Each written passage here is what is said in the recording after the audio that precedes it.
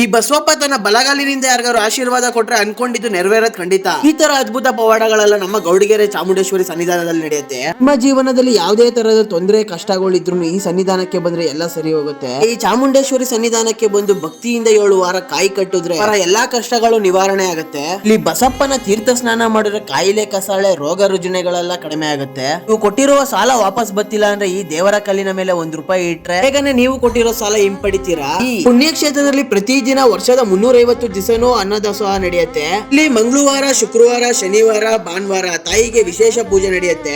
ತಾಯಿಗೆ 7 ವಾರ ಕಾಯಿ ಕಟ್ಟಿ ಬೆಲ್ಲದ ಪೂಜೆ ಮಾಡಿದ್ರೆ ಕೋಟಿ ಸಾಲ ಇದ್ರು ತೀರುತ್ತೆ. ಉಪ್ಪಿನ ಆರತಿ ಮಾಡಿದ್ರೆ ನೀವು ಅನ್ಕೊಂಡಿದ್ದು ನೆರವೇರುತ್ತೆ. ಬೇಡಿದ್ದೆಲ್ಲ ಚಾಮುಂಡೇಶ್ವರಿ ತಾಯಿ ಕೊಡ್ತಾರೆ ಅನ್ನೋದು ಇಲ್ಲಿ ಬರ ಪ್ರತಿ ಒಬ್ಬೊಬ್ಬರ ನಂಬಿಕೆ. ಅದಕ್ಕೋಸ್ಕರ ದೇಶ ವಿದೇಶದಿಂದ ಲಕ್ಷಾಂತರ ಜನ ಈ ಸನ್ನಿಧಾನಕ್ಕೆ ಬರ್ತಾರೆ. ಯಾಕಂದ್ರೆ ಮದುವೆ ಅಥವಾ ಮಕ್ಕಳಾಗಿಲ್ಲ ಅಂದ್ರೆ ಆಗುತ್ತೆ, ಹಾಗೆ ಸರ್ಪದೋಷ ಕಳೆಯುತ್ತೆ ಅನ್ನೋ ನಂಬಿಕೆ ಇದೆ.